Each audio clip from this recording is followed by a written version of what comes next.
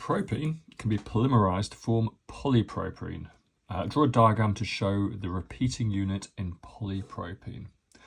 Okay, so propene is an alkene and they undergo addition polymerization.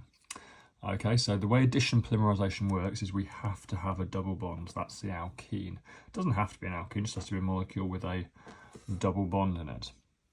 Okay, when we polymerize it, that double bond springs open like so. Okay, and then all those molecules, because lots of them, lots, we can just use N there to mean lots. Okay, lots of those molecules with double bonds, the double bond all springs open, and then they all join together. Now we can't draw lots of these molecules all joined together, because when I say lots, we're talking of 40,000 carbons in a chain for a polymer molecule. So we're just going to put a bracket through that bond there, and we're just going to put the N outside it to show that's happened. So what I've done here is given you the general equation for every single addition polymerization reaction.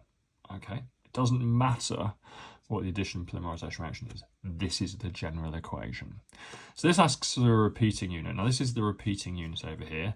The polymer chain is made up of this unit constantly repeated again, and then again, and then again, and then again. 40,000 carbons in the chain.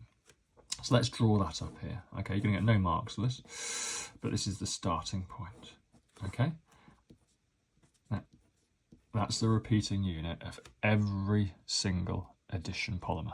Now what we have to do now is personalize it to this question. Okay, so prop. Now we've got to remember our way of naming carbon-based compounds. Meth tells us it contains 1 carbon. Eth tells us it contains 2 carbons. Prop tells us it contains 3 carbons. And bute tells us it contains 4 carbons. So if this is propene, it's got 3 carbons in it. There's 2 of my carbons, so I have to put a carbon on one of these bonds now to make it 3. It doesn't matter which, it really doesn't matter which. I'll put it down here. Okay.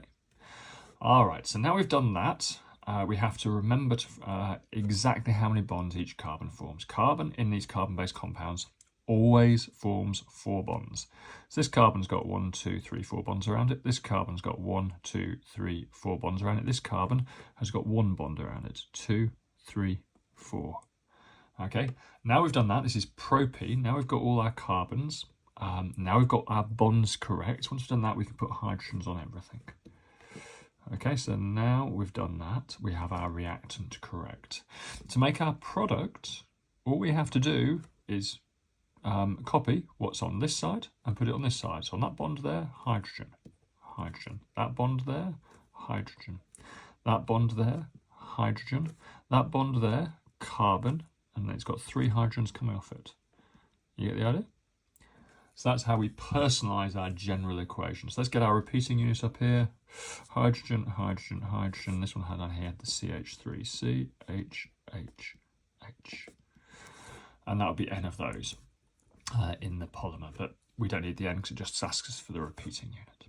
Okay, all these questions and more on elshamhighchemistry.com.